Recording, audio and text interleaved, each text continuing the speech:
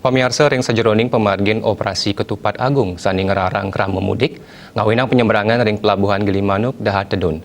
Kapal sani rauh saking Ketapang Wiadin Gilimanuk akehan ngayahin penyeberangan barang.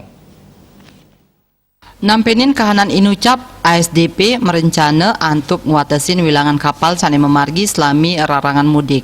GM ASDP cabang Ketapang Soeharto Mausang paketandani sampun memperkanti sareng Balai Pengelola Transportasi Darat BPTD ngenenin indik puatesan kapal sani kasiagayang ring jalur penyeberangan Ketapang Gilimanuk ring pengawit rarangan mudik puniki. Saking 13 sekali kapal sani kasiagayang, wantah 17 kapal sani mau operasi, tur wantah ngayahin kendaraan barang.